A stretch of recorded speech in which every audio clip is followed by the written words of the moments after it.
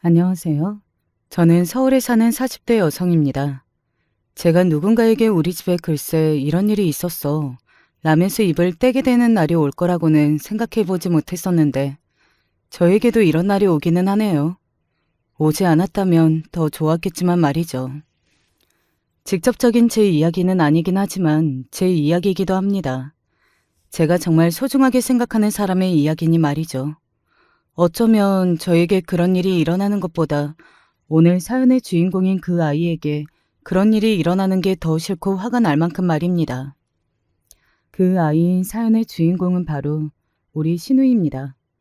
아마 신우이를 그렇게 소중하게 생각한다는 것을 들으시는 분들은 다들 놀라시기는 할 겁니다. 일반적이지 않기는 하니까요.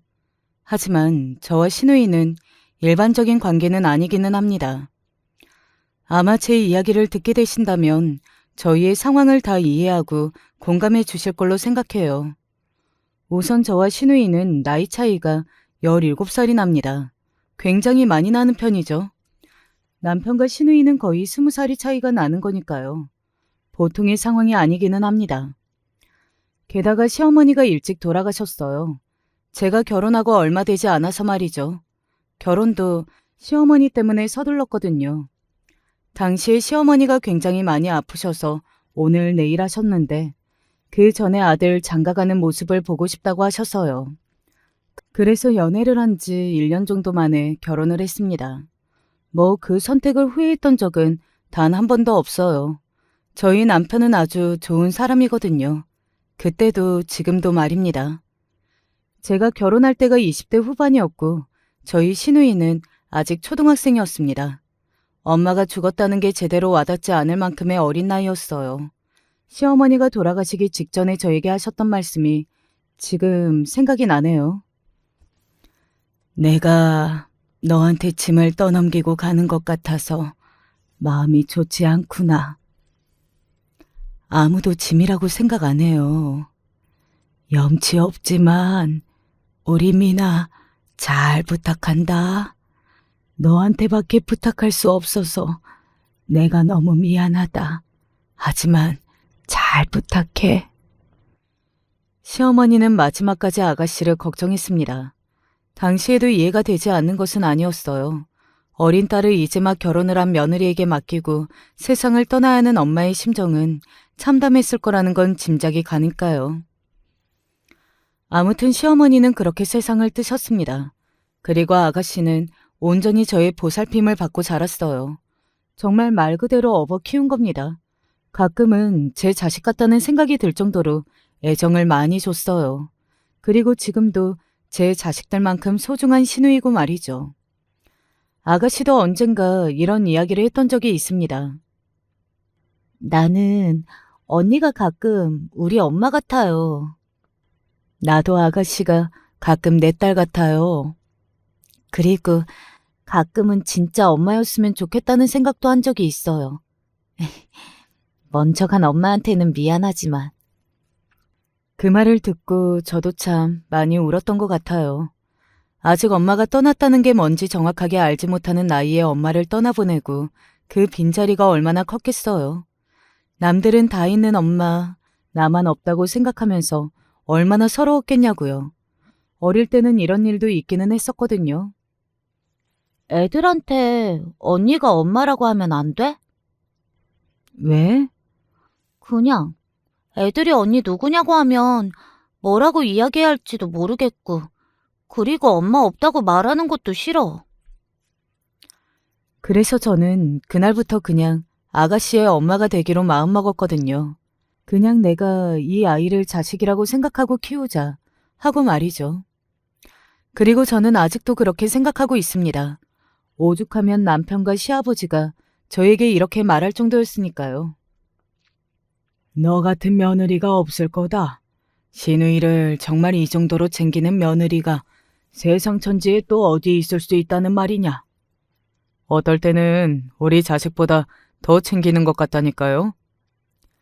그렇게 생각할 수도 있는 게 사실 저희 자식들은 엄마 아빠가 다 있지만 아가씨는 그렇지 않잖아요. 그래서 더 마음이 쓰이고 더 잘하려고 했던 것도 있었던 것 같아요. 그래서 이제 와서 돌이켜 생각해보면 오히려 저희 아이들에게 조금 미안한 감정이 들 만큼 말입니다. 그렇게 애지중지 업어 키웠습니다. 마음이 더 쓰였으니 더 그랬을 테고요. 그렇게 중학교에 가고 고등학교에 가고 대학을 보냈어요. 좋은 대학을 입학을 했을 때도 좋은 직장에 취직을 했을 때도 정말 제일처럼 기뻤습니다.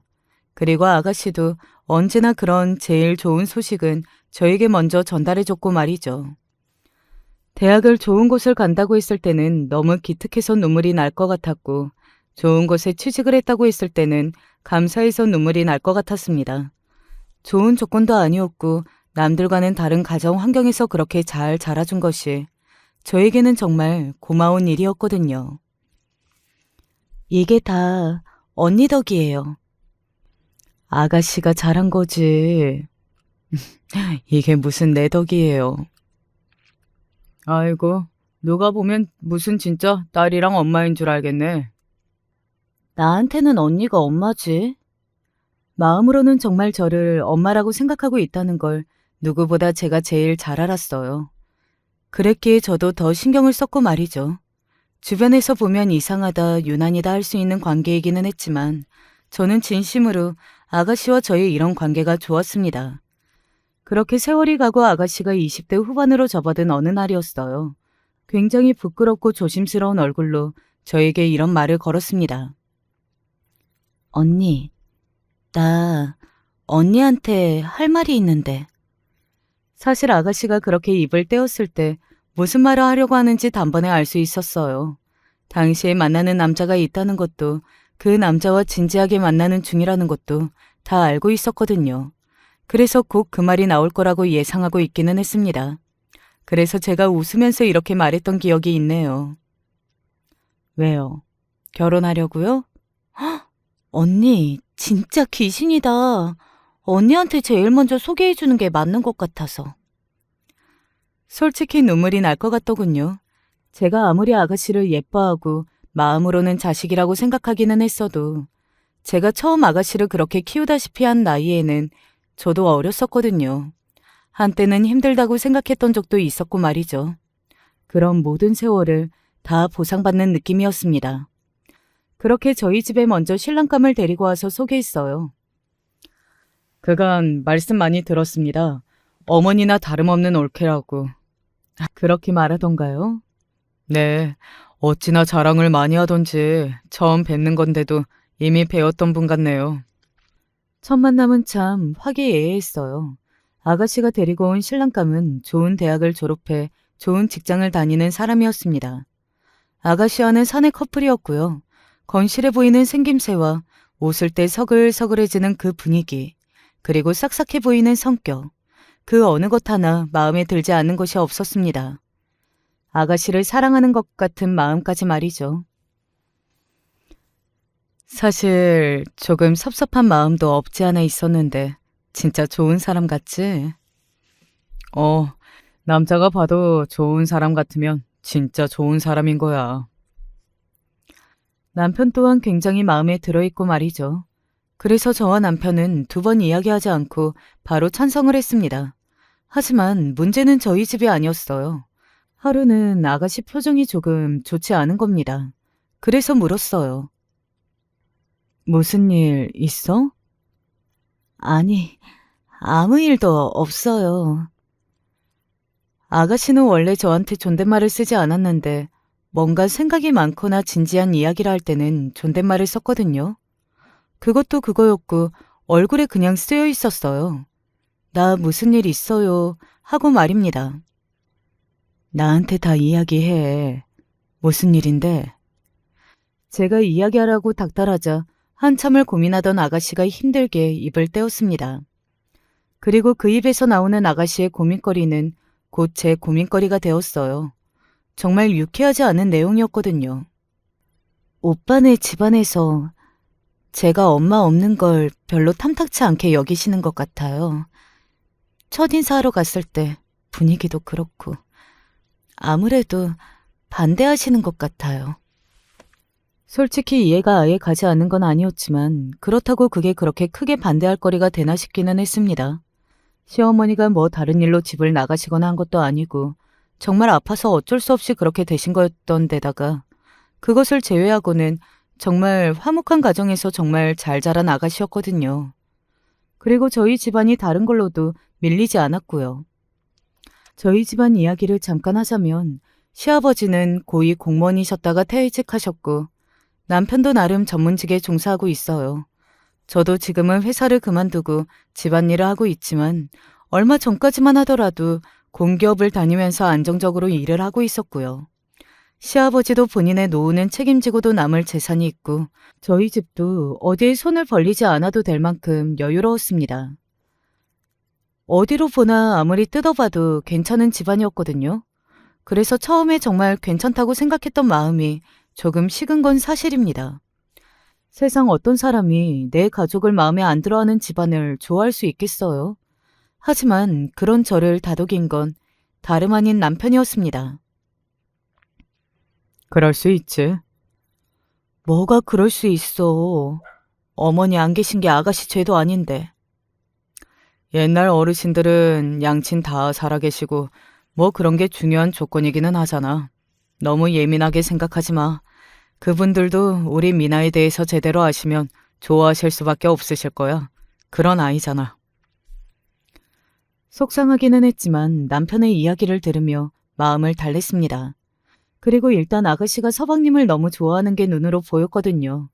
그런데 저까지 싫은 티를 내면 더더욱 속상해할 것 같아서 그런 티를 못 내겠더라고요. 그리고 얼마 가지 않아 좋은 소식이 들려오기도 했고 말이죠.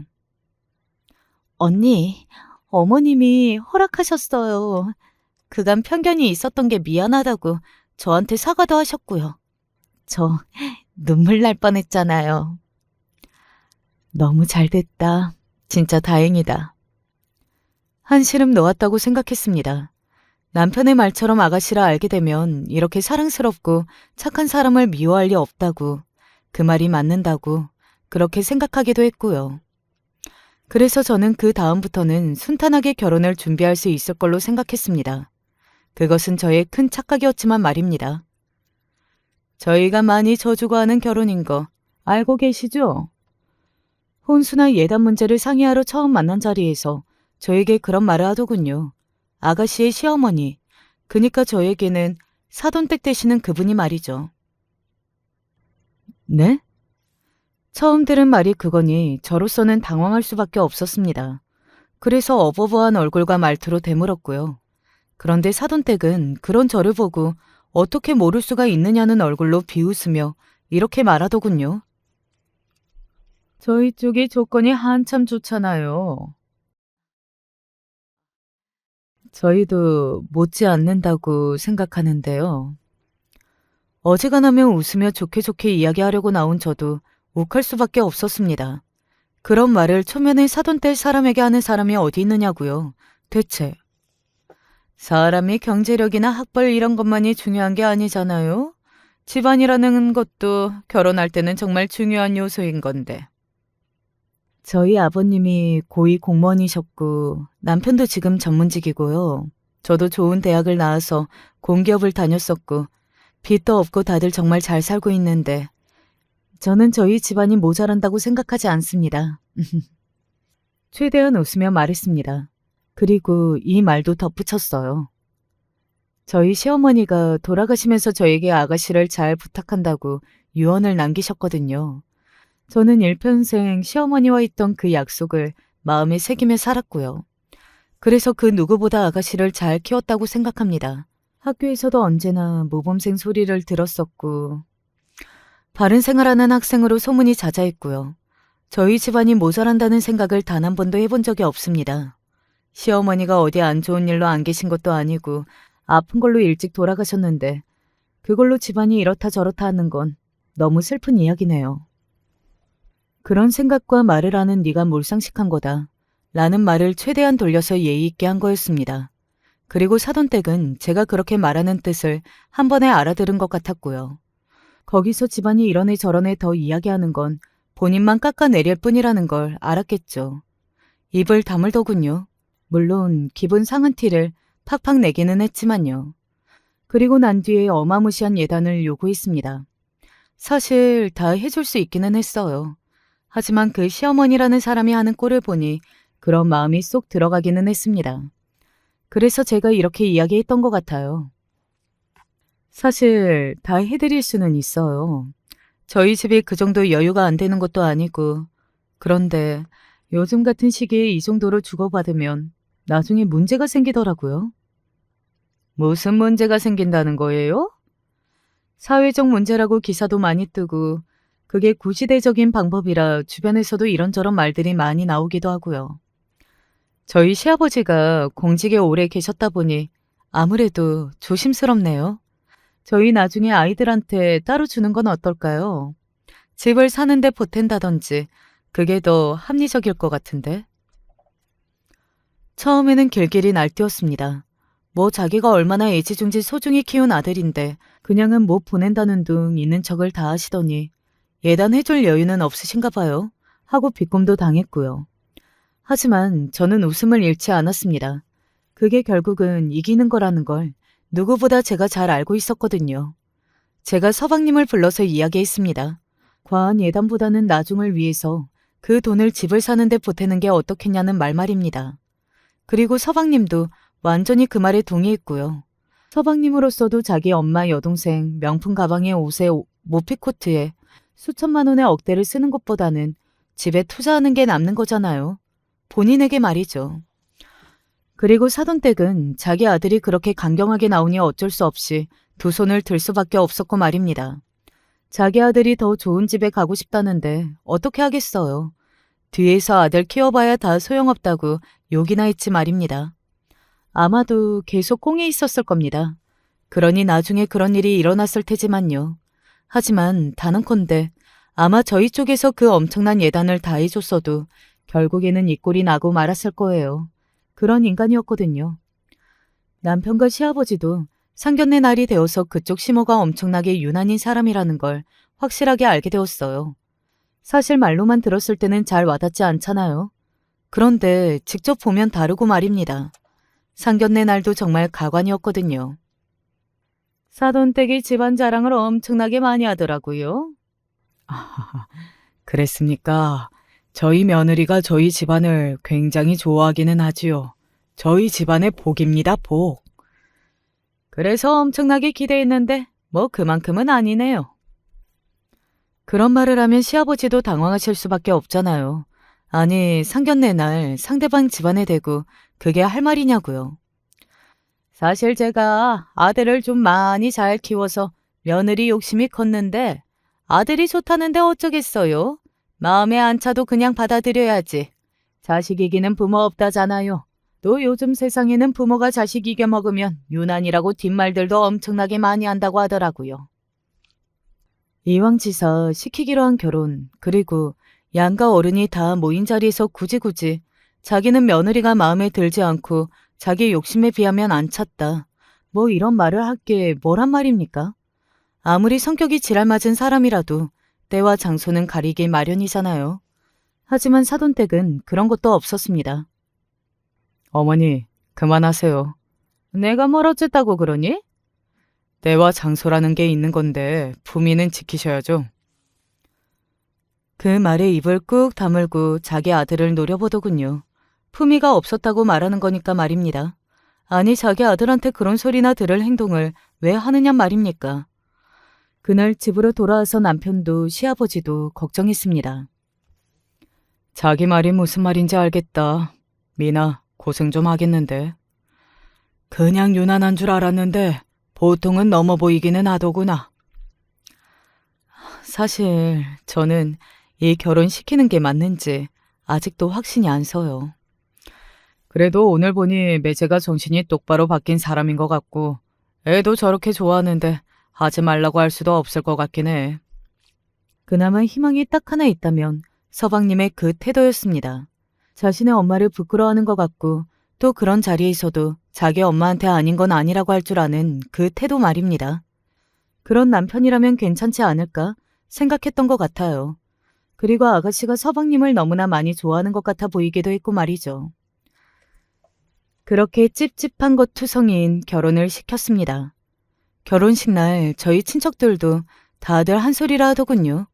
사실 결혼식 날은 그런 티를 안 낼 줄 알았는데 말이죠. 미나 시어머니 어지간한 사람은 아닌 것 같아 보이던데. 왜요? 무슨 일 있었어요? 지나가다가 들었는데 뭐 저쪽 집안 하객들이 어쩌고 하면서 도끼 눈을 뜨고 살피더라고. 미나한테도 잔소리하는 거 들었어. 너는 드레스가 이게 뭐니 하면서 이쁘기만 하더구만. 그런 말까지 듣고 나니 정말 마음이 많이 쓰였던 것 같아요. 정말 업어 키운 자식 같은 아가씨였습니다. 유난하다 할 만큼 애지중지 말이죠. 그런 아가씨가 그런 시댁으로 시집을 갔다는데 신경이 안 쓰일 사람이 있었을까요? 제 눈에는 아직도 아기 같았는데 말이죠. 그래서 아가씨한테 따로 돈도 줬습니다. 신혼여행 다녀올 때 시어머니한테 가방 하나 사드려. 가방이요? 명품 가방 못 받았다고 입이 대빨 나온 거 못 봤어요? 아가씨가 사드리는 거라고 하고 이 돈으로 사서 와. 정말 미운 것 투성이인 사람이었지만 그래도 어쩌겠어요. 이러나 저러나 아가씨 시어머니 되는 사람이었고 가족으로 지내야 하는 사람인데 밑보이면 아가씨만 손해잖아요. 그래서 제가 돈을 쥐어줬습니다. 어떤 걸 사라고 코치까지 해줬어요. 괜히 또 어중간한 거 사갖고 욕 들어 먹을까 봐서 말이죠. 나한테는 선물 별다른 거 안 사도 돼요. 알겠죠? 그렇게 말하고서는 돈을 쥐어 신혼여행을 보냈습니다. 그리고 돌아오는 길에 산 가방도 저에게 검사받았어요. 이 정도면 되겠냐고 사진을 찍어서 여러 번 물어보더군요. 아가씨도 본인의 시어머니가 신경이 많이 쓰였던 겁니다. 그러고는 신혼여행에서 돌아오는 길에 제 선물도 좋은 걸 하나 사왔더군요. 그냥 지나칠 수 없었다고. 이건 정말로 자기가 모은 돈으로 사주는 거라면서 말이죠. 뭐 딸을 시집 보낼 때 이런 기분이 들까 싶었던 것 같네요. 그리고 시댁에 그 선물을 전달했다고 들었습니다. 입을 삐죽하긴 하셨는데 별다른 말 없이 받으셨어요. 그걸로 입을 삐죽한 것도 웃기네. 그게 얼마짜리 가방인데. 그래도 그날은 잔소리 한 번 없으셨던 걸로 봐서는 마음에 많이 드셨던 것 같아요. 언니, 너무 고마워요. 다행이라고 생각했습니다. 예단 못해간 걸로 아가씨를 괴롭히는 건 이제 하지 않겠지 하고도 생각했고요. 그리고 무엇보다 아가씨는 일을 하는 사람이잖아요. 그리고 월급도 서방님 못지않게 받아서 결혼하고 나서도 일을 계속하는 걸로 다 정리가 되었었거든요. 시댁도 아주 가까운 거리에 인접한 건 아니었기 때문에 자주 볼 일이 없을 거라고 생각했습니다. 뭐 자주 보지 않으면 스트레스도 덜 받지 않을까 생각했었고요. 무엇보다 아가씨가 별말이 없었어요. 제가 몇 번이나 당부했었거든요. 혹시나 시어머니가 무슨 안 좋은 소리를 하거나 아가씨가 속상한 일이 생기면 저에게 다 말을 하라고 말이죠. 그런데 아가씨는 별다른 말이 없었어요. 요즘 시어머니랑 어때? 뭐 똑같아요. 딱히 잘해주시지는 않지만 그렇다고 구박하시지는 않고요. 정말이지? 네, 남편이 중간에서 잘해주니까요. 가끔 보는 서방님은 중간에서 중재를 잘하는 것 같기는 했습니다.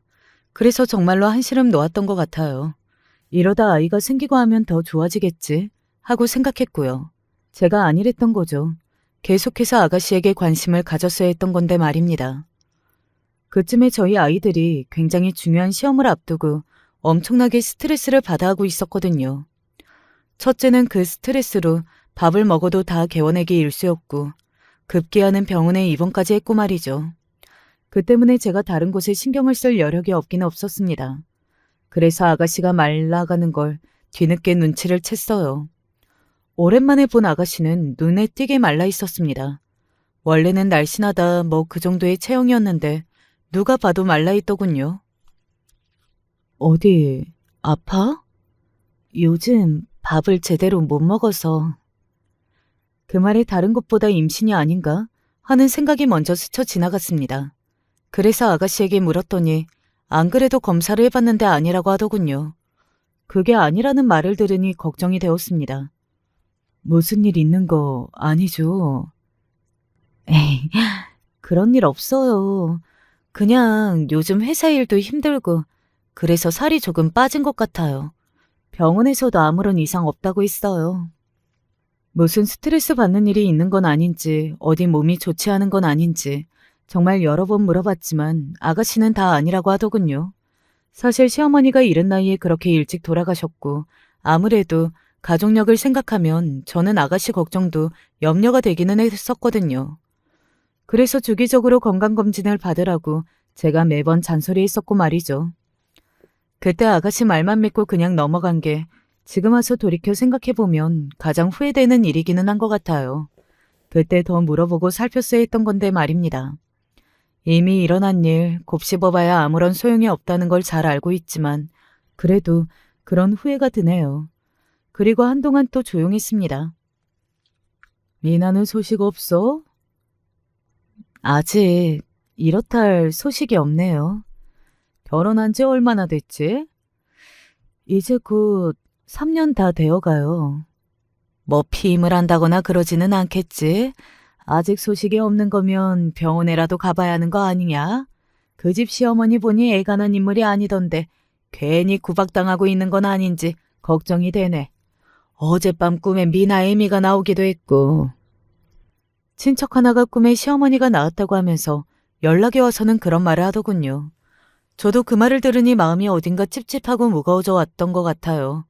그래서 그날 바로 아가씨에게 전화했었습니다. 그런데 아가씨의 목소리가 어딘가 좋지 않았어요. 무슨 일 있지? 확신에 차서 그렇게 물었습니다. 그건 무슨 일이 있는 사람의 목소리였어요. 아니에요. 별일 없어요. 목소리가 너무나 별일 있는 사람 목소리야. 지금 말 안 해주면 내가 집으로 간다? 피곤해서 그래요. 정말 아무 일도 없어요. 아가씨 이렇게 전화 끊고 나면 나는 걱정돼서 잠 한숨도 못 자. 나한테 언제고 힘든 일 있으면 말하기로 했잖아. 나 섭섭하게 이럴 거야? 제가 그렇게까지 이야기하자 아가씨는 잠시 망설이는 것 같더군요. 저는 더더욱 몰아붙였습니다. 이제는 들어야 한다고 생각했거든요. 무슨 일인데 그래. 나 정말 듣기만 할 테니까 말 좀 해. 실은 아가씨는 드디어 입을 열었고 그 입에서 나오는 말은 어느 정도 예상했던 말들이었습니다. 친척분이 걱정하셨던 그 내용 그대로였어요. 아가씨가 임신이 되지 않아 병원을 찾았는데 병원에서 이런 이야기를 들었다고 했습니다. 제가 자궁이 약해서 자연 임신이 조금 힘들지도 모른다고 그런 이야기를 들었거든요. 그것 때문에 속상한 것도 있고 그리고 그 문제로 시어머니가 예민하신 것도 있고요. 심장이 철렁하고 내려앉는 기분이 들었습니다. 아마 딸을 가진 부모님이라면 제가 어떤 심정이었는지 다들 아실 수 있으실 거예요. 임신이 안 되는데 그게 아가씨 몸에 문제가 있어서 그런 거라는 말을 듣는 순간 정말로 바닥이 꺼지는 기분이 들더군요. 오로지 한 가지 생각밖에 들지 않았습니다. 아가씨가 얼마나 마음고생이 많을지, 그리고 그걸 얼마나 본인 탓을 하고 있을지, 그리고 그 유난한 시어머니가 얼마나 아가씨를 괴롭힐지 말입니다. 사실 그런 문제가 아니었다면 저는 다른 건 다 괜찮았거든요. 그리고 선뜻 나서기 어려워지더군요. 왜 그런 거 있잖아요. 이건 그 누구도 잘못한 일이 아니고 심지어 아가씨 잘못이 아닌데도 괜히 죄 지은 사람이 된 것 같은 그런 기분 말입니다. 그런 이유로 아가씨를 구박한다고 하는데 제가 가서 큰 소리를 지르는 게 과연 아가씨를 도와주는 일일까 하는 생각도 들었고 말이죠. 같이 병원에 가보기로 하고 약속을 잡았습니다. 그리고 몇 개월 만에 만난 아가씨는 그 전보다 살이 더 빠져 있었어요. 그 모습을 보고 마음이 너무 아파서 아가씨에게 이렇게 이야기했던 게 기억이 나네요. 너무 힘들면 도망치는 것도 생각해봐. 그 어떤 것도 나 자신보다 소중한 건 없어. 너를 지키는 게 최우선이야. 하고 말이죠. 아가씨는 조용히 고개를 끄덕이더군요. 나중에 들었는데 저의 그 말이 나중에 어떤 결심을 할 때 상당히 많이 도움이 되었다고 하더군요. 저와 함께 간 병원에서도 똑같이 자궁이 약하다는 진단을 받기는 했습니다. 하지만 의사 선생님은 이런 말을 덧붙이셨어요. 물론 자궁이 약한 건 있지만 그렇다고 자연 임신이 불가능한 정도는 절대 아니에요.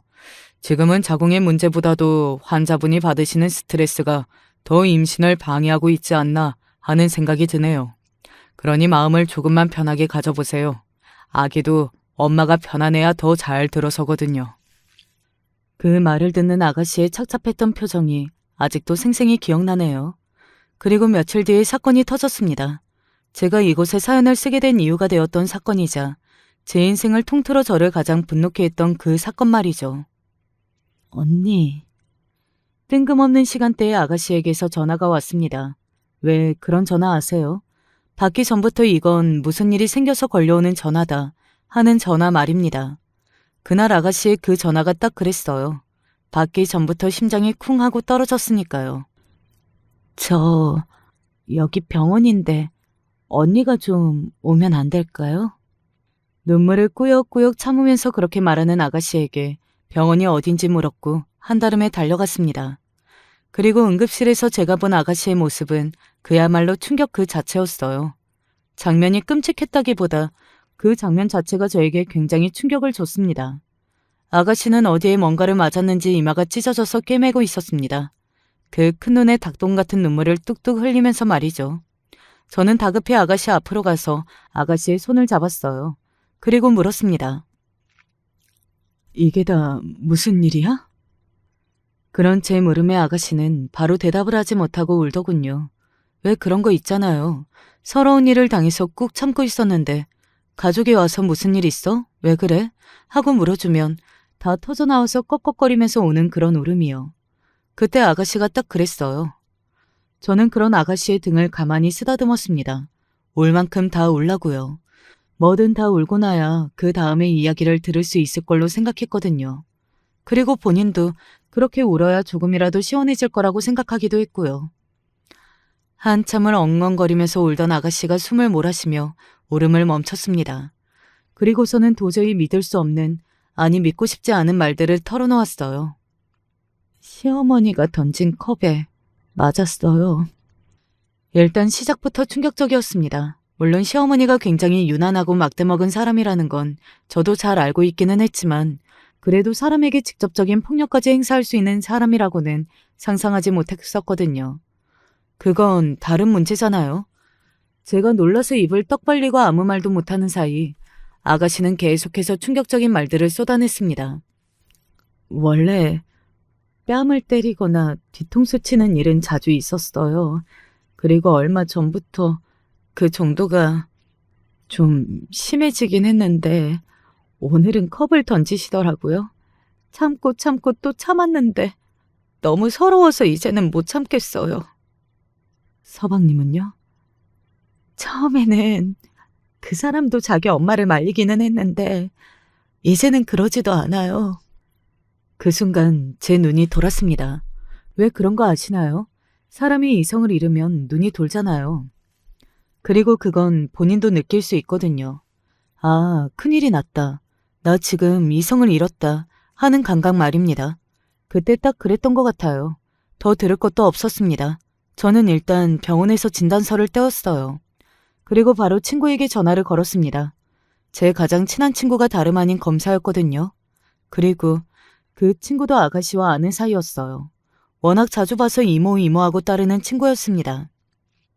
일단 너는 가만히 있어봐. 진단서 끊을 것 들고 있고 내가 변호사 하나 소개해 줄 테니까 거기 찾아가고. 알겠지? 일은 일사천리로 진행이 되었습니다. 아가씨는 그 길로 짐을 싸들고 저희 집으로 들어왔어요. 남편이 당장이라도 쳐들어갈 기세였지만 제가 말렸습니다. 조금이라도 저희 쪽에 안 좋은 빌미를 만들고 싶지 않아서요. 친구를 통해 조치 중이라고 말렸습니다. 그리고 당분간은 시아버지에게 말씀드리지 않기로 했고 말이죠. 그 사이에 아가씨에게 서방님과 사돈댁이 번갈아가며 연락해왔지만 아가씨에게 연락받지 말라고 단단히 당부해둔 덕분인지 아가씨는 그들의 연락을 받지 않았어요. 그러는 동안 뭔가 조사를 끝낸 검사 친구에게서 연락이 왔습니다. 나 아는 사람 통해서 한번 털어봤는데 그 시어머니 과거에도 폭행 전과가 있네? 뭐? 전과? 가족들은 이거 아나? 친구의 말로는 꽤 큰일이었다고 하더군요. 시비가 붙은 상대방을 때렸는데 넘어지는 바람에 전치 8주가 나왔고 그 일로 사돈댁이 큰돈을 주고 합의하려고 했지만 합의가 되지 않았다고요. 그로 인해 생긴 폭행 정가라고 있습니다. 기가 막히더군요. 그런 정가가 있는 사람이 우리 집 보고 집안 어쩌고 하면서 잘난 체를 했다는 사실도, 또 그런 인간인 줄도 모르고 그런 집에 아가씨를 시집 보낸 것도 말이죠. 제가 사돈댁에게 전화했습니다. 아니, 시어머니한테 꾸지람을 좀 들었다고 홀랑 친정으로 내빼는 건 무슨 버르장머리예요? 이래서 부모가 있고 없고는 정말 중요한 건데 대체 교육을 어떻게 한 건지 원. 그 말을 듣는데 화가 머리끝까지 나더군요. 심호흡하고 준비해온 말을 시작했습니다. 전과에 있으신 분한테 들을 말은 아닌 것 같은데요. 교육이니 뭐니 하는 말은. 에? 제 그 말에 사돈댁의 안색에 한순간에 창백해지는 것을 저는 봤습니다. 절대 들키고 싶지 않은 일이었을 거예요. 특히나 저나 아가씨에게는 말이죠. 그걸 어떻게 알았는지는 중요하지 않고 아주머니 가족들도 다 알아요? 정가 있는 거? 저는 이제 더 이상 그 인간과 사돈으로 지내고 싶지 않았고 그러지 않을 거였기 때문에 그냥 아주머니라고 했습니다. 순간 사돈댁이 기분 나빠하는 게 보이기는 했지만 그것 때문에 뭔가 말을 하지는 못하더라고요. 더 큰 문제가 있었으니 그럴 수밖에요. 가족들은 몰라요. 다시는 애한테 안 좋은 소리 안 하고 그런 짓도 안 할 테니까 모르는 척 해주시면. 당연히 다시는 그럴 일이 없죠. 그쪽이랑 저는 이제 사돈이 아닐 건데요. 그게 무슨... 이혼 소송 준비 중입니다. 이미 그날 맞아서 응급실 간 걸로 진단서도 다 떼어놨고요. 폭행으로 고소도 하려고요. 아마 전과가 있으시니 가중처벌 되겠네요. 미나가 그런다고 하던가요? 그런 짓을 당하고도 그 결혼이 유지가 될 거라고 생각하셨어요? 그리고 제가 안 이상 절대 그냥 못 넘어갑니다. 사돈댁은 파리해진 얼굴로 잘못했다. 다시는 안 그러겠다. 고수만은 취하해달라 하면서 빌더군요. 그 모습을 보는데 웃음이 나왔습니다. 그간 위에서 아래로 깔보듯 저와 아가씨를 봐오던 그 눈이 생각이 나서 말이죠. 하지만 저는 용서를 해줄 생각이 눈꼽만큼도 없었습니다. 하지만 그날 이후로 사돈댁은 툭 하면 찾아오고 연락해 댔어요. 가족들이 알게 될까봐 그걸 가장 두려워하더군요. 뭐 제 알바는 아니지만요. 그리고 서방님이 찾아왔습니다. 이혼만은 하고 싶지 않습니다. 자네 같은 사람한테 더 이상 우리 아가씨를 맡길 수는 없어. 저도 너무 지치고 요즘 바쁘고 그래서 신경을 못 썼어요. 너무 죄송합니다. 자네 어머니랑 이미 이야기 끝냈어. 그리고 미나도 그 집안 사람들 생각만 해도 진저리가 난다고 하고. 우리 인연은 여기까진 걸로 할세. 자네도 자네 엄마 폭행으로 고소당하는 걸 보고 싶지 않으면 조용히 합의해주는 게 좋을 거야. 사실 심정적으로는 최대한 괴롭히고 최대한 피해를 주고 싶었지만 아가씨가 그러기를 원하지 않았어요. 하루빨리 이 모든 것을 해결되기를 바랐습니다. 그래서 남편도 어쩔 수 없다고 아가씨가 원하는 대로 하자고 말을 한 상태였고요. 그래서 사돈댁이 왔을 때 이렇게 이야기했습니다. 합의를 하시고 싶으시면 합의금을 저희가 제시한 만큼 주세요. 그러면 합의하겠습니다. 하고 말이죠. 사돈댁은 덥석 물기는 하더군요. 아마 그 사람으로서는 굉장히 반가운 제안이기는 했을 겁니다. 본인의 그 약점이 가족들에게 알려지지 않기를 간절히 바라고 있었으니까요. 다시 한번 기회를 주실 수는 없으실까요? 이혼하기로 이야기가 마무리가 다 되어갔을 때 서방님이 한 번 더 찾아와서는 그렇게 읍소를 하더군요. 그때 아가씨가 서방님과 나눴던 대화가 생각이 나네요. 당신이 한 번만 더 기회를 달라고 할 거였으면 그렇게 방관해서는 안 됐어. 나도 너무 지치고 정신이 없어서. 당신이 나만큼 지치고 정신이 없었어? 그때 당신이 나를 모르는 척한 건 나랑 살고 싶지 않다고 이야기한 거나 마찬가지야. 어떻게 자기 마누라가 자기 엄마한테 맞는데 그걸 알고 있으면서 모른 척할 수가 있어? 아가씨는 그때 너무 정신적으로 코너에 몰려있기도 했고 또 지쳐있을 때라 그게 이상하다는 생각이 안 들었는데 그 집을 나와 저와 있으면서 그게 얼마나 비정상적이고 이상한 거였는지 알게 되었다며 오만정이 다 떨어져서 이제는 더 이상 부부로 살 수 없겠다고 단호하게 말을 하더군요. 잘 키웠다는 생각이 들었습니다. 그리고 아주 큰 금액을 받고 이혼했습니다.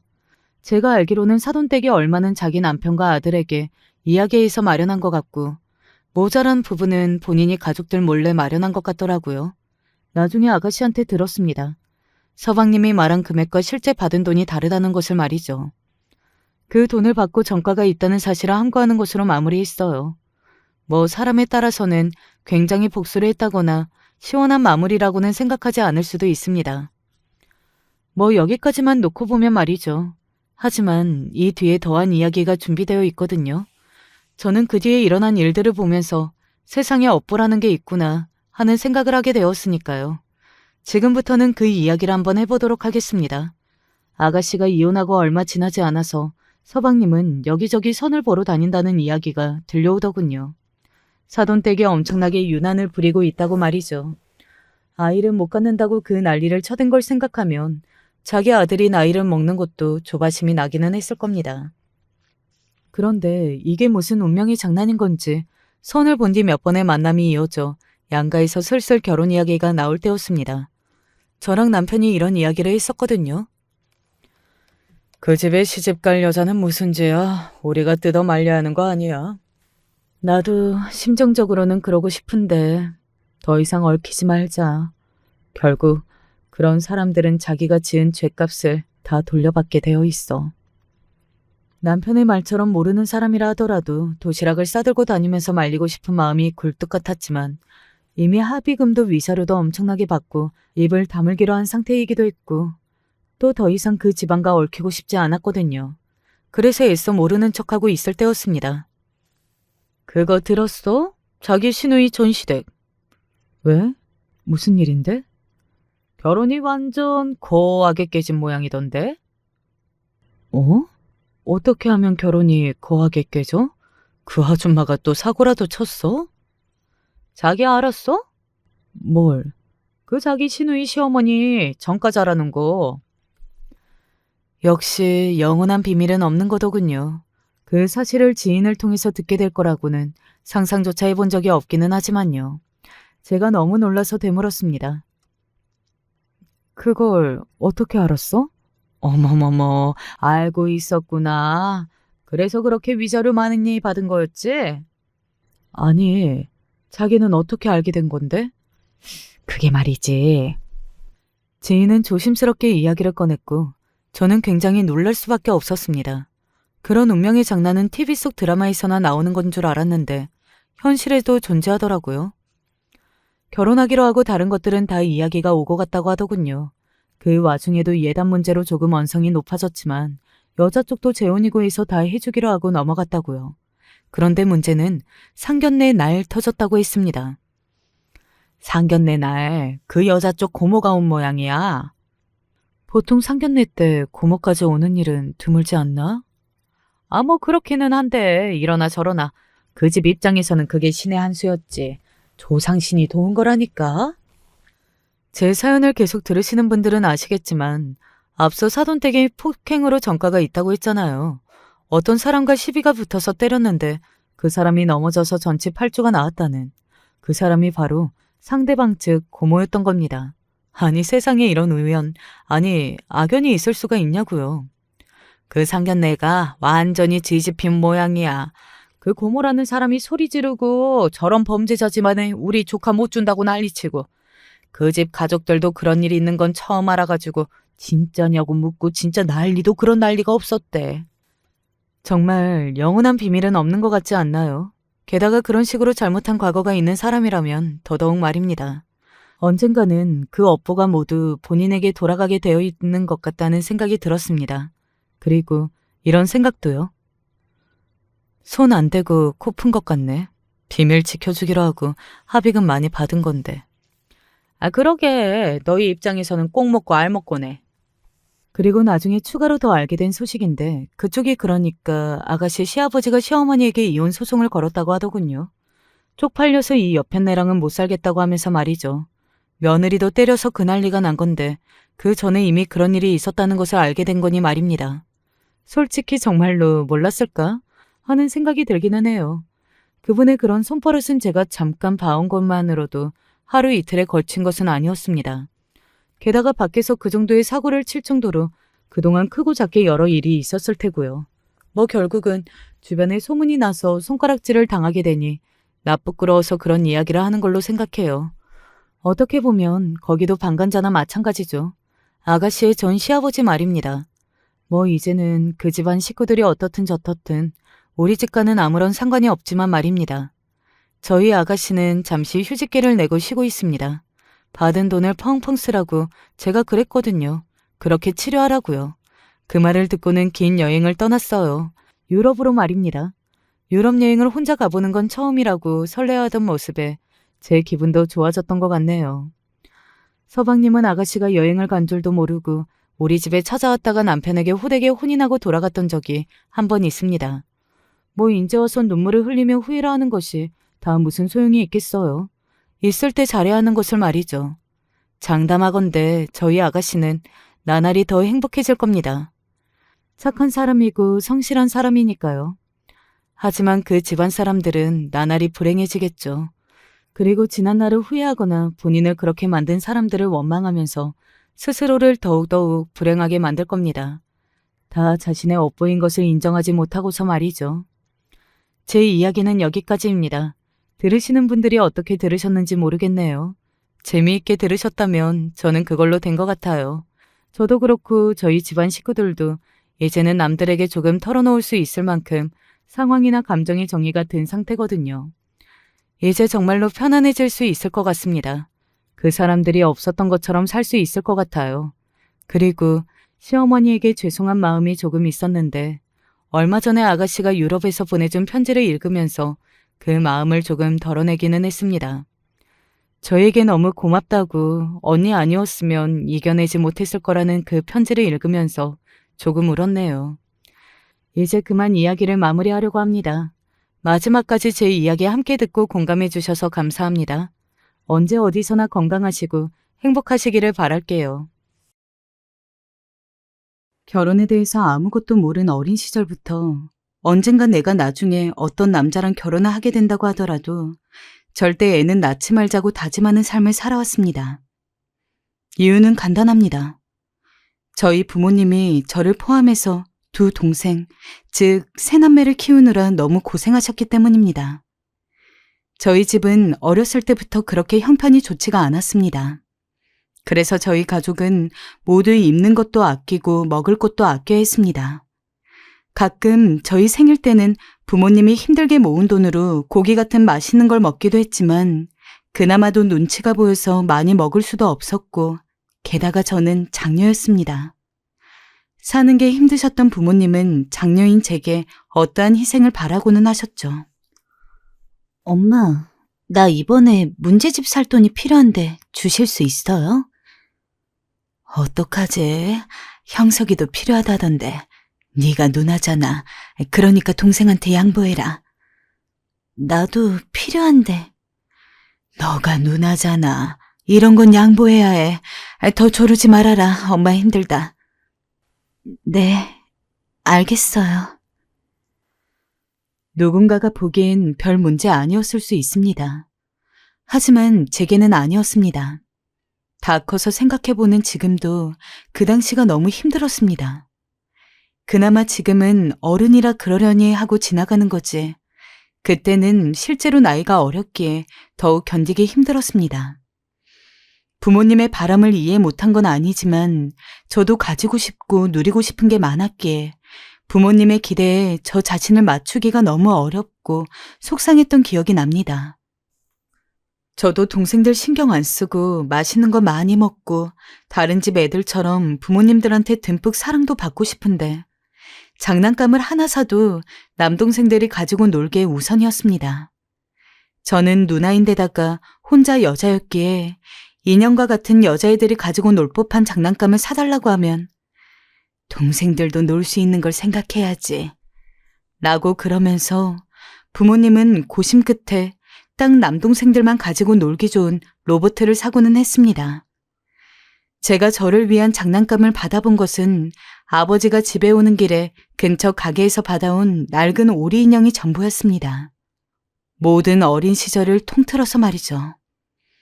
그런 상황에서 제가 나도 장난감 가지고 놀고 싶다고, 나도 로봇 같은 거 관심 없다고 떼를 쓰면 부모님은 늘 누나가 돼서 그런 것도 동생한테 양보 못하고 어떡해? 라며 오히려 저를 나무랐습니다. 그럴 때마다 저는 제가 욕심쟁이가 된 것 같은 기분에 사로잡힐 수밖에 없었죠. 그러한 경험들은 딩크족이라는 지금의 저를 만들어냈습니다. 솔직히 초등학교 중학생이 당장 결혼에 대해서 얼마나 깊은 생각을 가지고 있었겠습니까? 당시 제 또래 애들 중에서 결혼 얘기를 꺼내는 애들은 한 명도 없었습니다. 오직 저만 빼고요. 저는 당시 같이 지냈던 반 친구들한테 이런 이야기를 했습니다. 나는 나중에 결혼하면 절대 자식은 안 낳을 거야. 라고요. 왜? 어른 돼서 결혼하고 자식 낳으면 그 자식이 너무 불쌍하거든. 불쌍하다고? 그게 무슨 말이야? 친구들은 저를 이해하지 못했어요. 단순하게 보면 그냥 어느 조숙한 여학생의 별것 아닌 이야기라고 볼 수도 있을 것입니다. 하지만 저는 그때부터 이미 동생들을 챙기느라 저를 챙겨주지 않은 부모님에게도 화가 많이 나 있었고 지쳐 있었습니다. 제가 나중에 복권이라도 맞아서 재벌이 되지 않는 이상 죽어도 애는 낳고 싶지 않았습니다. 이런 마음을 가지고 자랐기에 성인이 되어서도 별로 달라진 것이 없었습니다.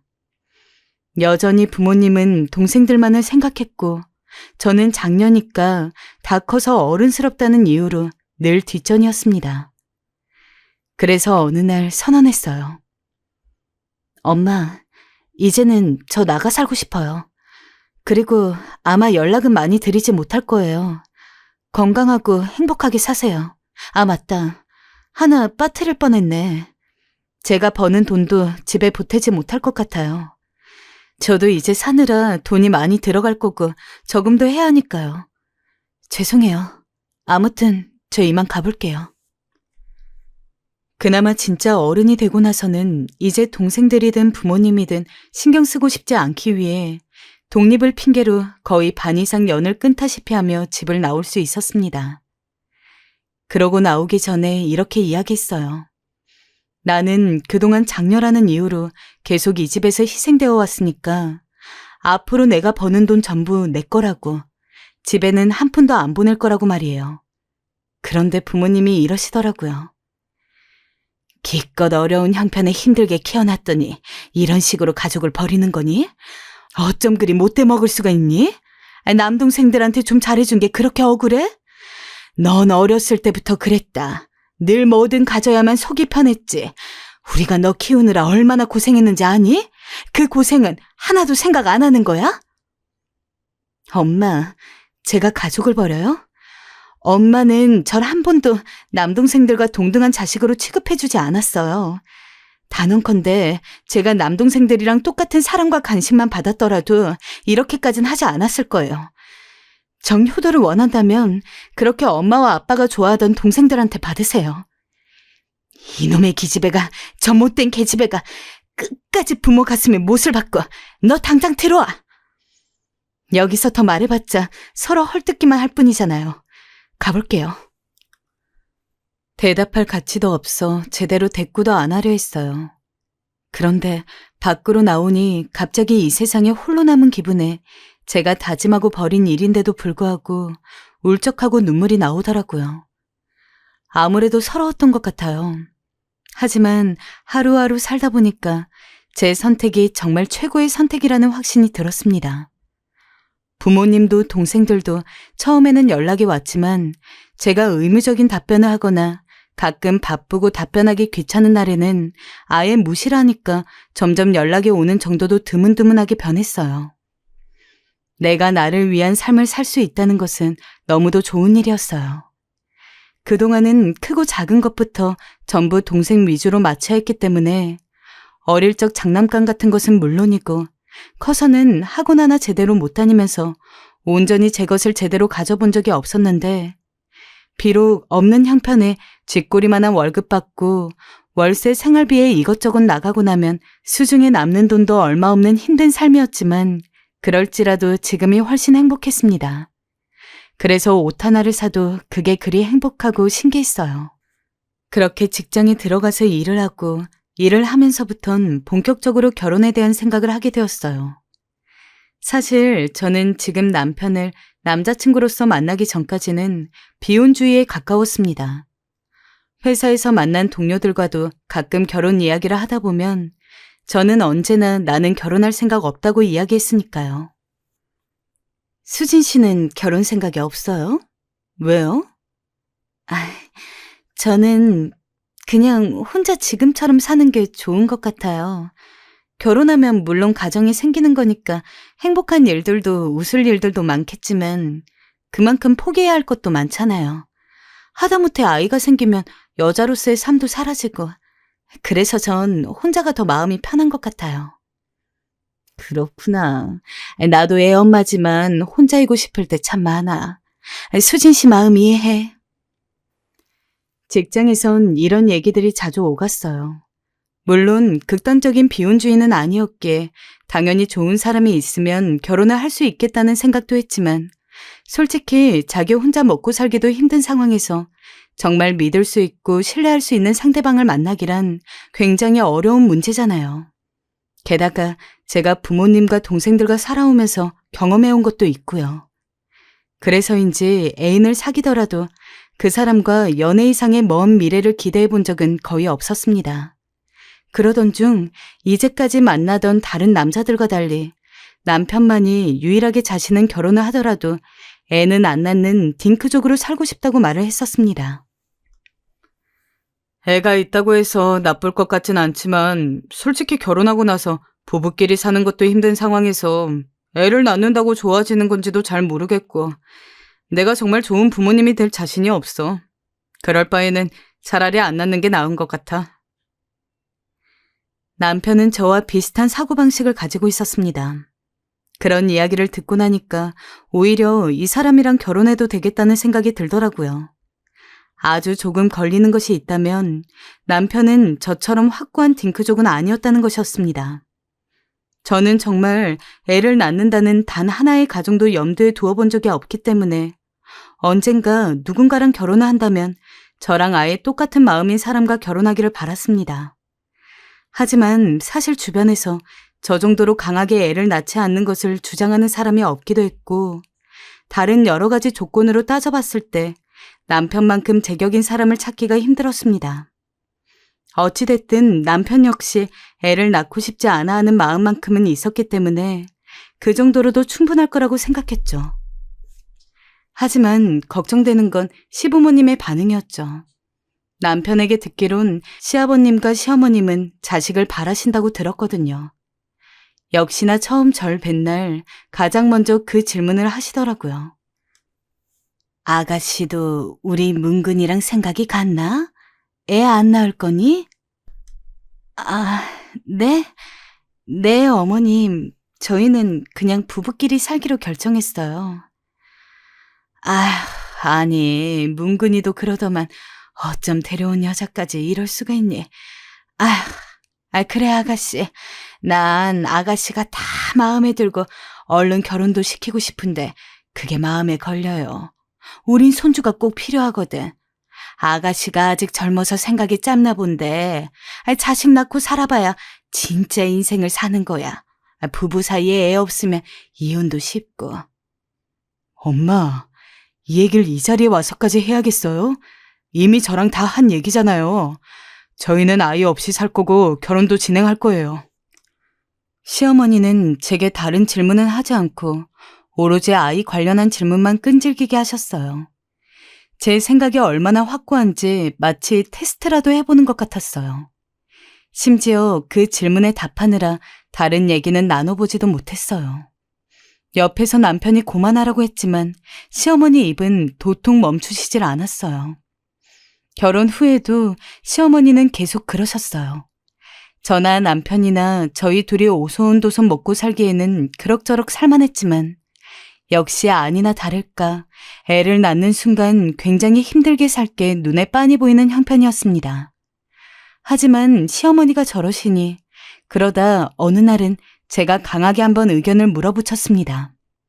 그날은 시어머니랑 단둘이 만난 자리였는데요. 은근슬쩍 아이 얘기를 꺼내시려 하길래 단칼에 잘라내었습니다. 어머니, 죄송하지만 저 더 이상 이 얘기는 하고 싶지 않아요. 끝난 얘기이기도 하고요. 문근 씨랑 저 모두 다 아이 낳을 생각 확실히 없습니다. 그런데 시어머니가 여기서 벌컥 화를 내시는 거 있죠? 아니, 너희도 참 이상하다. 내가 이 정도 얘기했으면 못 이기는 척 좀 고분고분 해줘야 하는 거 아니니? 어쩜 둘 다 그리 고집이 센 거야? 내 아들은 그렇다 치고 넌 며느리가 되어서 시어머니 비위 좀 맞춰줄 수 있는 거지. 그게 그리 어렵니? 어머니, 애 낳는 게 어머니 비위 맞춰서 해결해야 될 문제인가요? 전 아니라고 생각하는데요. 저 어머니가 원한다는 이유로 애 낳을 생각 없습니다. 어머니, 오늘 저한테 말 실수하신 것 같네요. 이만 가보겠습니다. 그 후 저는 강하게 나가기 위해 일부러 시어머니 전화도 받지 않고 문자도 일절 확인하지 않았습니다. 남편도 이런 제 행동에 아무런 말하지 않았죠. 오히려 그런 식으로 해야 엄마도 포기할 거라고 말하더군요. 저희가 그렇게 하니 시어머니도 이젠 포기해야겠다 싶으셨는지 저희에게 힘없는 목소리로 전화를 걸어오셨습니다. 그리고는 알겠다고 저희 의사를 존중하겠다고 말씀해 주셨죠. 어쨌든 저도 어머님이 포기해 주신 덕분에 감사하고 평온한 나날을 보낼 수 있었어요. 남편과 진짜 신혼생활을 즐길 수 있기도 했고 마음껏 여행도 가고 맛있는 것도 먹으러 다니면서 깨가 쏟아지는 신혼을 보내었어요. 물론 시부모님도 저한테 아이 얘기 못 꺼내셨고요. 그래서 전 부자가 되어서 여유 있게 살지는 못하겠지만 그래도 제법 제 마음에 드는 결혼 생활을 하고 있었다고 생각했습니다. 하지만 저희 결혼이 3년째가 되던 해 상황은 완전히 뒤바뀝니다. 아이 낳으라고 잔소리 한 번 하지 않던 시부모님들이 대체 무슨 바람이 불어서였는지 어느 날부턴가 갑자기 애를 가지라고 틈만 나면 저에게 성하더라고요.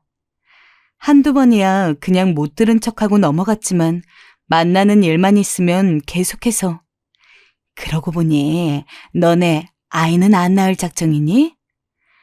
라며 이미 다 끝난 이야기를 꺼내고 또 꺼내니 너무 피곤했습니다.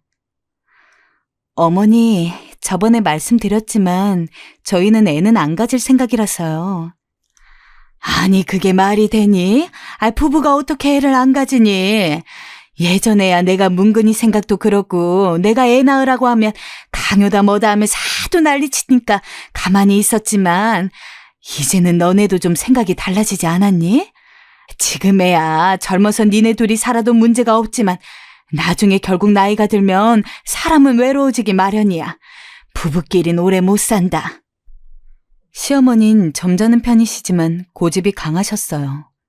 제 말은 들을 생각도 않고 계속 애 낳으라는 말만 하더니 나중엔 노이로제에 걸릴 것 같더라고요. 또다시 이걸 한번 뒤엎어야 하는 생각이 하루에도 몇 번씩 들었어요. 사실 남편이 좀 강하게 나서줬으면 해서 흘끔흘끔 곁눈질을 해도 남편은 아무런 대꾸도 안 했습니다. 그 덕분에 저 혼자서 시부모님의 원망 아닌 원망을 다 받아들여야 했죠. 예, 내 친구는 벌써 손주가 5살이라고 하더라. 아휴, 나는 손주가 없으니 자랑할 것도 없고 참 심심하더구나. 할 말도 없고. 아이고, 며느리가 저리 뻗대고 있으니 우리 아들이 피말라 죽겠네. 나도 죽겠고. 안 그래요, 여보? 그러게 말이야. 옛날 같았으면 애 둘은 낳고 있을 시기인데. 그런 말도 안 되는 이야기를 몇 개월 넘게 들으니까 정말 귀에서 진물이 나겠어서 언젠간 나를 잡고서 남편에게 이야기를 했습니다. 어머님이랑 아버님이 지금 계속 나보고 애 낳으라고 하는 거 당신도 알잖아. 근데 어떻게 내가 그런 말 듣고 있는데 한마디도 안 할 수가 있어? 애 안 낳는 거 나 혼자서 그런 게 아니라 당신이랑 나랑 합의한 거잖아. 우리 결혼할 때부터 애 안 낳고 우리 둘이서만 살기로 얘기하고 결혼했던 거고 어머님이랑 아버님 그거 몰랐던 거 아닌데 솔직히 내 입장에서는 갑자기 왜 이러시나 싶은 상황이거든? 근데 당신까지 아무 말 안 하니까 더 버티기 힘들어. 우리 부모님도 설마 우리가 이렇게까지 계속해서 애를 안 낳을 거라고는 생각 못 하신 모양이지. 솔직히 난 엄마랑 아빠도 어느 정도 이해가. 그냥 우리가 한 명 낳으면 괜찮지 않을까? 둘 이상 낳으면 조금 무리겠지만 하나 정도는 우리 사이 돈독해지는데도 더 좋을 것 같은데. 뭐라고? 그러니까 애를 낳잔 말이야? 난 솔직히 낳고 싶어. 당신도 이제 좀 그만 고집 부리고 우리 엄마 아빠 의견대로 해주는 게 어때? 아이 낳는 게 뭐 나쁜 일이야? 그냥 몇 달 애 품고 있다가 낳아서 잘 기르면 되는 거지. 여보, 우리 지금 대출금 갚기도 빠듯해. 우리 사는 것도 힘들어 죽겠는데 여기서 애를 낳자고? 애 키우는데 들어가는 돈은 당신이 다 책임질 거야? 책임은 같이 지는 거지. 어떻게 나 혼자만 지냐? 애 생기면 애가 다 알려준댄다. 어떻게 사는지. 그러니 걱정 말고 낳자. 하나만 낳으면 되잖아. 남편은 그새 무슨 심경의 변화가 있었는지 제 편을 들어주지는 못할 만정 오히려 시부모님 편을 들더라고요. 말도 안 되는 소리라면서 소리를 질렀어요. 반대집에선 밤중에 시끄러우니 조용히 하라면서 문을 두들길 정도로요. 솔직히 저로서는 갑자기 배신당한 느낌 아니겠습니까? 부부가 결혼 생활을 하는 데 있어서 애를 낳고 안 낳고에 대한 의견을 합의하는 게 얼마나 중요한데. 분명히 서로 같은 방향인 걸 확인했고 지금 이 결혼을 유지하는 데 있어서 그게 가장 큰 이유였는데 갑자기 남편도 딩크족이 원래 아니었던 것처럼 한 명만 낳아볼까라는 식으로 가볍게 나오니 제 입장에서는 어처구니가 없었습니다. 그 문제 때문에 한동안 남편이랑도 냉정기간을 가졌어요. 도저히 이전처럼 남편 얼굴 보고 웃으면서 대할 수가 없더라고요. 제가 하도 쌀쌀맞게 굴고 대화 한마디 안 하려고 하자 그때부터는 남편이 좀 애걸복걸하기 시작했습니다. 여보, 진짜 딱 한 명만 낳자. 내가 지금 하는 거 말고도 다른 일까지 뛰어서 더 열심히 일해볼게. 당신이 애 낳는 것 때문에 불이익 받는 거 하나 없을 수 있도록 무조건 더 내가 노력할게. 애들 자다가 깨서 칭얼거리는 것도 내가 다 봐주고 그런 조건으로도 안 될까? 그럼 만약에 당신이랑 나랑 둘 다 바쁠 때는 애들 어떡해? 우리가 돌봐주는 사람을 쓸 형편도 아니고 만약에 애 낳은 다음에 당신 힘으로나 내 힘으로나 애를 못 돌본다던가 하는 일이 생길 때 그거 당신 대신 시부모님이 해주겠다고 약속하면 애 낳는 거 생각해 볼게. 제가 한풀 꺾여서 나오니 남편이 자기가 무조건 설득하겠다며 본인만 믿으라고 큰 소리를 땅땅 쳤습니다. 당연하지. 그럼 무조건 우리 엄마 아빠가 다 해주실 거야. 걱정하지 마. 하루가 멀다 하고 그런 얘기를 하면서 저를 설득하려고 하는데 그래도 애정이 있는 남편이기에 저도 한 번 더 생각을 해보게 되더라고요. 만약 남편이 이야기한 대로 제가 지금 일을 다니는 데 있어서 갑자기 그만둬야 한다거나 할 일 없이 애 낳은 직후에만 육아휴직 잠깐 쓰고 산후조리 마친 다음에 애들 조금 봐주다가 그 이후에는 전처럼 멀쩡히 회사 다니고 아이 키우면서 힘든 것들을 남편이 전부 다 해준다는 조건만 제대로 맞으면 시부모님이랑 남편 소원을 못 들어줄 것도 없겠더라고요. 그 후 저도 애써 아이를 낳는 것에 대해서 좋게 생각을 해보며 아이 계획을 세우고 부부관계를 가졌습니다. 그러나 예상하지 못한 변수가 하나 있었죠. 본래 딱 하나만 낳으려고 생각을 했는데 나중에 임신한 것 같은 기미가 보여서 병원에 가니까 애가 쌍둥이였던 겁니다. 솔직히 당황스럽고 자식을 가진 상황에서 그런 말하기 조금 그렇지만 하늘이 무너지는 것 같았습니다. 물론 선물이긴 했지만 저희 형편이 둘 이상의 애를 알뜰살뜰 잘 돌봐줄 수 있는 환경도 아니었고 애가 둘이면 왠지 약속도 지켜지기가 힘들 것 같았거든요. 하지만 이왕 생긴 거 어쩔 수가 없었죠. 막말로 지을 수도 없는 노릇이었으니까요. 저는 축 처져 있는데 남편은 쌍둥이라고 하니까 오히려 기뻐하더라고요. 솔직히 혼자 자라면 애가 너무 외로울 뻔했다는 둥 둘이라서 사이좋게 잘 지낼 수 있을 거라는 둥. 시부모님 역시 저의 쌍둥이 임신 소식에 그날만큼은 정말 상다리가 휘어지는 맛있는 것만 차려주셨습니다. 그래, 원래 부부들은 무조건 애가 있어야 돼. 게다가 쌍둥이라니 이게 무슨 복이야.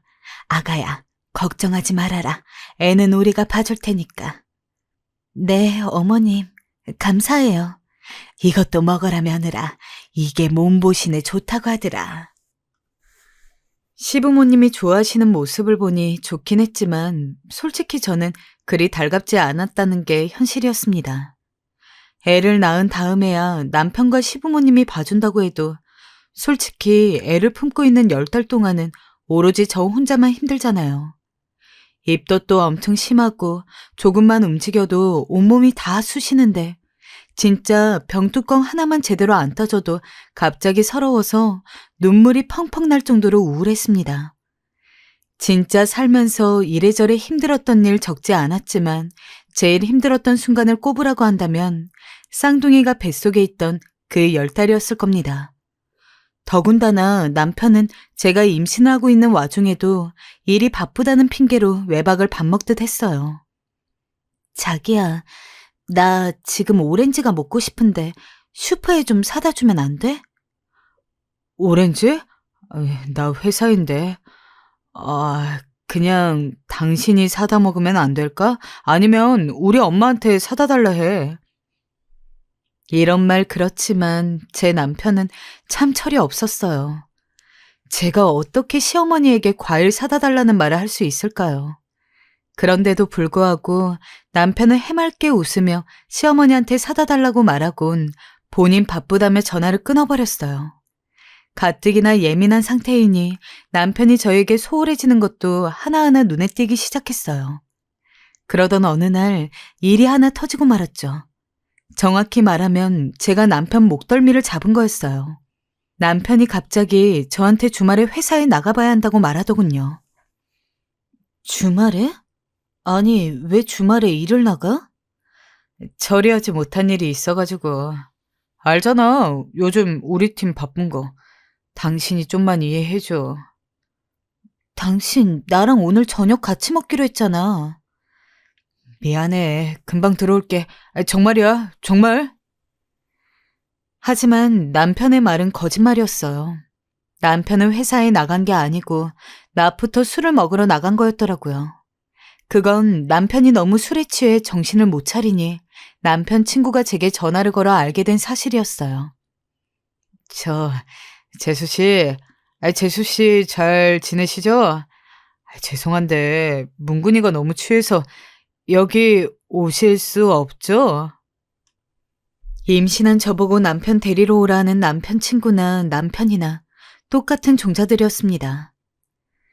그냥 길거리에서 얼어 죽게 하시든 마음대로 하세요. 너무 화가 난 나머지 저는 그 길로 그리말하고 전화를 탁 끊어버리곤 부엌에 들어가 분을 삭혔어요. 정말 속상하고 비참해서 눈물까지 나더라고요. 이젠 거짓말까지 하면서 아내 버리고 돌아다니는 꼬라지라니. 정말 내가 이 사람 뭐 믿고 결혼하고 임신까지 했나. 제 삶의 선택이 이토록 뼈저리게 후회되는 순간이었습니다.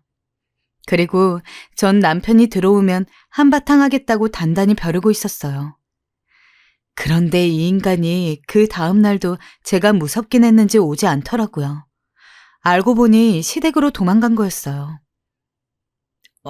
여보, 화 많이 났어? 나 엄마 집이야. 엄마가 잠깐 들리라 해서. 나 여기서 며칠만 출퇴근할게. 당신 화 풀릴 때까지. 지금 그게 말이야? 저한테 무릎 꿇고 용서를 빌지는 못할 망정 남편은 지 엄마 집으로 도망가서 거기서 출근한다고 하더라고요. 야, 이 비겁한 인간아. 당장 안 튀어와?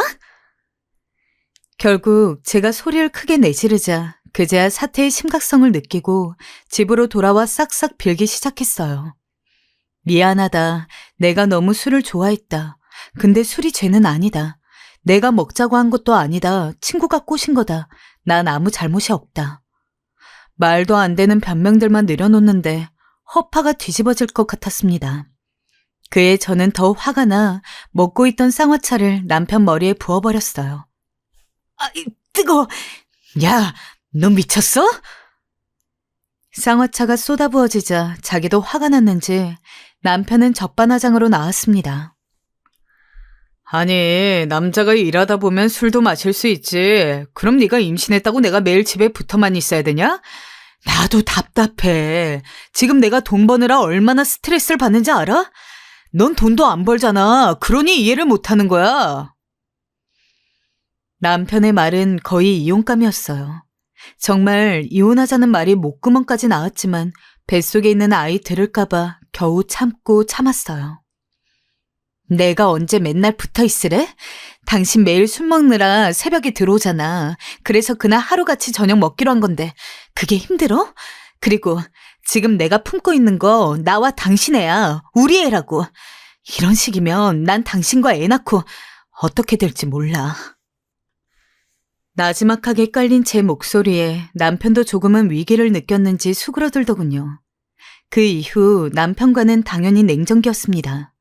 임신했을 때 사실 그 누구보다 남편에게 사랑받고 미래의 아이를 그려나가며 행복한 얘기만 해야 할 시기에 저 혼자 아이 품고 끙끙거리고 있으니 정말 서럽더군요.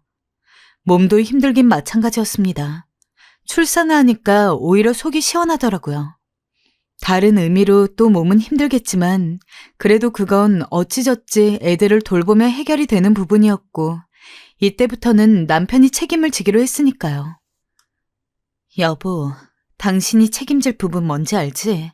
육아 같이 하기로 한 거. 알았어. 알겠으니까 자꾸 말하지 마. 귀에 딱지 않겠다. 당신 믿을 거야, 나? 알겠다고. 하지만 역시 출산과 육아는 현실이었습니다. 거기다 그지 같은 남편을 두었다면 더욱 그렇죠. 남편은 처음 약속을 한 대로 애를 키우는 데 있어서 번거로운 것들은 본인이 다 도맡아서 하려고 노력을 했습니다. 딱 한 달만이요. 한 달 동안은 정말 노력하더군요. 그 이후 어떻게 되었냐고요? 거의 다 제가 했죠. 남편은 밖으로 나가 돌기 바빴고 저 혼자 죽어라 아이 돌보고 키웠어요. 첫 육아에 아이 둘이니 너무 힘이 들고 모르는 것도 많았어요. 또 그것과는 별개로 애를 키우는데 돈이 너무 많이 들어가더라고요. 당시 저희는 저희 부부 생활비에 시부모님 용돈을 조금씩 드리고 있었습니다. 하지만 생활비로 쓰는 돈 자체가 그리 여유 있지 않아서 밥을 차릴 때도 조금 아껴서 차리고 옷도 한참 고민하다가 사고 그러면서 살고 있었거든요. 근데 갑자기 애가 하나도 아니고 둘이 생기니까 분유값에 기저귀값에 애들 옷이랑 신발도 사줘야 되고 게다가 아기들은 왜 그렇게 빨리 크는지 조금만 지나도 이전에 입던 옷이 안 맞아서 곤란했습니다. 그나마도 아까워서 버릴 수가 없어서 단돈 몇천 원이라도 받아보겠다고 중고거래에 올려서 애들 물건도 정말 엄청 팔았습니다. 게다가 문제는 하나 더 있었습니다. 제가 회사에서 급작스레 해고를 당한 곳이었습니다. 육아휴직을 쓴다고 할 때 회사에서 좀 안 입고 온 표정을 짓는 걸 확인했습니다. 하지만 법적으로도 보장이 되어 있는 만큼 저는 당연히 제 권리를 발휘하는 거라고 생각하고 당당하게 육아휴직을 쓰고 있었는데 제 출근하기 일주일 정도 전에 회사에서 해고 통보를 한 것입니다. 제가 왜 해고당해야 하나요? 이해가 안 됩니다. 저 이 회사 위에 얼마나 열심히 일했는지 아시잖아요. 과장님 아시잖아요. 네? 그게 우리가 수진 씨의 해고 건은 오래전부터 생각하던 거예요. 괜한 오해 안 했으면 좋겠어요. 회사의 답변은 정말로 어처구니가 없었어요. 너무 억울하고 화가 나서 뭐라도 해보겠다고 고용노동부며 이것저것 찾아봤는데 아무래도 소송까지 들어가야 하는 문제다 보니까 변호사님에게 문의하면 돈이 너무 많이 들더라고요. 그냥 똥 밟은 셈 치고 다른 직장을 알아보려고 노력했습니다. 하지만 이력서나 자기소개서를 볼 때면 고개를 끄덕끄덕하던 임원진들도 면접을 하면서 제가 애를 둘 낳았다는 이야기만 하면 그때부터는 묘하게 표정이 좋지 않아졌습니다. 어느 회사에선 너무 절박한 나머지 이렇게도 말해봤어요. 저 아이 상관없이 정말 열심히 일할 수 있습니다. 허나, 네, 알겠어요. 돌아가서 연락 기다려주세요. 하고는 모든 회사들에게 불합격 통지를 받아야 했습니다. 그런 상황이다 보니 남편의 월급만으로 모든 걸 해결해야 했는데 진짜 답이 없더라고요. 그래도 어째 오랜 시간을 버텼지만 이제는 저축한 돈에서 까서 쓸 것도 없었고 도저히 해결이 안 되는 지경까지 이르렀습니다. 그래서 아이가 3살이 되던 때 시부모님에게 연락을 했습니다. 어머님, 아무래도 남편 혼자 월급만으로는 생활이 너무 힘들 것 같습니다. 제가 어떻게든 뭐라도 취직을 하려고 하는데 지금 상황에서는 애들 때문에 도저히 취직을 할 수가 없는 상황이거든요. 그러니까 저희가 어느 정도 자리 잡을 때까지는 어머님이 애들 좀 봐주셨으면 해요. 그렇게라도 애들을 맡긴 후에 취직을 하려고 정말 온갖 짓을 다 하다 보니까 그래도 간신히 작은 중소기업에 사무보조로 들어갈 수 있었습니다. 하지만 그렇게 1달 정도 지났을까요? 갑작스럽게 시어머니한테 연락이 왔습니다. 나는 더 이상 손주들 못 봐주겠다. 네? 그게 무슨 말씀이세요? 애들이 너무 시끄럽고 매일 울기만 해. 난 도저히 감당이 안 돼. 내 몸뚱아리도 성하지 않은데 애들 보려니까 이러다 병이라도 나겠어. 설마 시어머니가 갑자기 그렇게 나올 거라고 생각도 못했습니다. 당황스러움에 말도 못하고 있는데 시어머니는 그런 저에게 1달 봐줬으면 많이 봐준 거 아니냐. 너도 취직을 했으니까 이제 애들은 집에 있어도 별 문제 없지 않느냐. 아니, 취직을 한 건 취직을 한 거고 돈을 벌어야 되는데 저도 남편도 애들을 제대로 볼 시간이 없는 상황에서 어떻게 마음 놓고 돈을 벌겠습니까? 어머님, 갑자기 이러시면 너무 곤란해요. 남편도 저도 지금 서로 일하느라 바빠서 애들 제대로 봐줄 시간 없어요. 그리고 애초에 아시잖아요. 제가 애 안 낳으려던 거 남편이랑 어머님, 아버님이 다 애들 돌봐주겠다고 해서 낳은 거.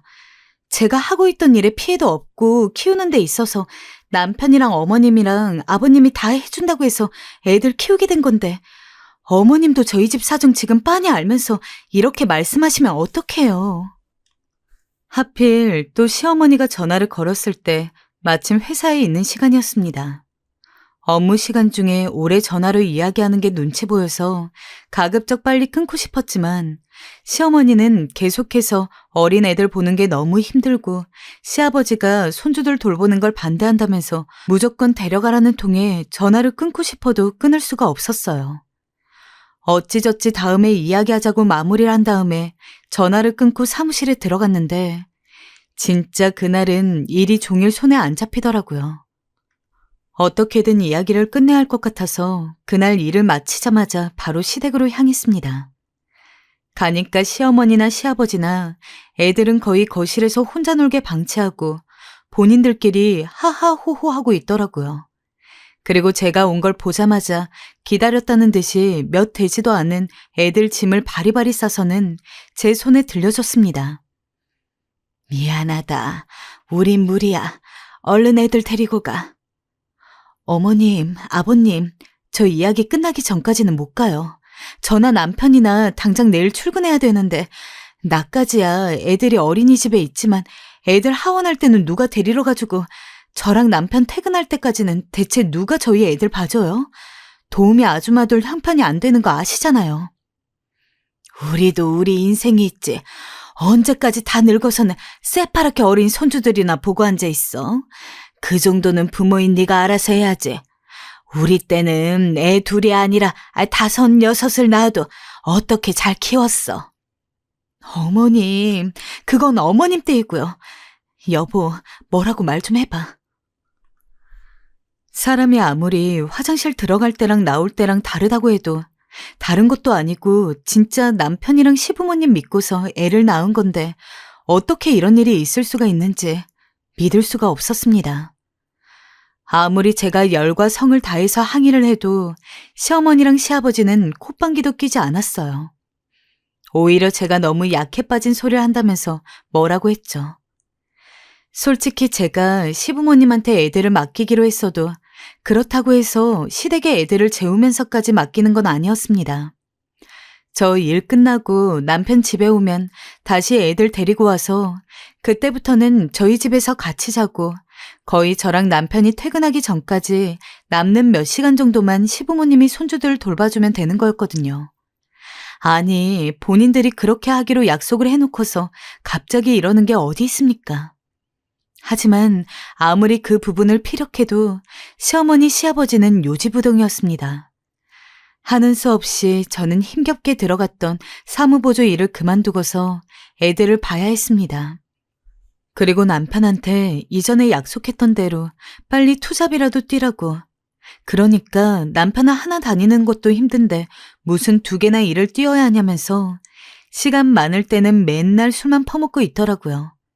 견딜 수가 없었습니다. 그 꼴을 몇 달 넘게 보니 진짜 이대로는 아무것도 안 될 것 같아서 시어머니에게 다시 전화를 했어요. 애들 봐주셔야 할 것 같다고요. 하지만 시어머니에게 전화를 해서 그런 소리를 하기가 무섭게 시아버지가 전화를 획 뺏는 소리가 나더니 그딴 소리 할 거면 다시는 전화하지 마라! 라면서 저에게 소리를 질렀습니다. 그래서 어떻게 다시 시아버지를 설득하려고 했어요. 매일 봐달라는 거 아니다. 애들 어린이집 다니니까 어린이집 가는 거면 내가 출근하면서 버스 태우면 된다. 대신에 애들이 끝나고 나랑 남편 퇴근할 때까지 비는 시간이 있으니까 애들 하원이랑 퇴근까지 딱 3시간에서 4시간만 봐주시면 된다. 하지만 시아버지는 10분이 됐든 1분이 됐든 절대 손주들 더는 못 돌본다면서 저보고 알아서 하라고 하더군요. 아니, 매일 봐달라는 것도 아니고 어린이집 하원하고 퇴근하는 3-4시간만 봐달라는 게 그게 죄입니까? 그럼 애초에 애를 낳지 못하게 하던지 나이 70 먹은 노인이 거짓말을 해야겠습니까? 그러다가 제가 하도 눈물바람으로 부탁을 하니 어느 날 시어머니랑 시아버지가 절 부르시더라고요. 내가 생각하기엔 네가 의지가 없어도 너무 없는 것 같다. 아니, 니들 형편 어려운 거 알겠다만 솔직히 대출이라도 써서 도우미 아줌마 쓰면 되지. 왜 우리한테 부탁하려 드는 거니? 너는 며느리로서 늙은 시애미 부려먹는 게 미안하지도 않아? 그리고 말이다. 내가 말 안 하려고 했는데 말이다. 네가 하도 약속 안 지킨다고 뭐라 하니까 하는 말인데 솔직히 내가 애들 맡아주겠다고 안 했으면 네가 애를 낳았겠니? 어쩔 수 없이 나도 약속한 거다. 강제로 한 거라고. 너무 기가 찼어요. 순간 눈물이 나면서 어떻게 이런 식으로 사람이 변할 수 있나 싶었습니다. 제 앞에 있는 분들이 시부모로 보이지도 않았어요. 어머님, 아버님, 그렇게 손주 못 보시겠다고 했으니 저도 그럼 이제 시댁에는 발을 들이지 않겠습니다. 손주 영영 보지 마세요. 전 그리 말하곤 집으로 돌아갔습니다. 그러자 이번엔 남편이 난리를 치더군요. 시부모님한테 그런 말을 한 걸 벌써 전해 들었는지 어떻게 우리 엄마 아빠한테 그런 말을 하냐면서요. 순간 이 인간이 제가 임신할 때부터 저에게 했던 행동들 하나하나가 떠오르며 분이 올라 부부싸움으로 번지게 되었습니다. 저는 지금 시댁도 징글징글하고 절 냅두고 밖으로 돌아치는 남편도 징그럽습니다. 아이가 아직 어리긴 하지만 차라리 혼자 제 힘으로 살면서 아이 돌보는 게 낫지 않을까 생각하고 있습니다. 아직 어떻게 결정이 날진 모르겠지만 제 삶을 살고 싶다는 게 지금의 생각이에요. 없으나 하나 마나한 남편이나 못된 시부모랑 하루도 더 붙어 있고 싶지가 않거든요. 부디 제가 가는 길에 많은 응원 부탁합니다.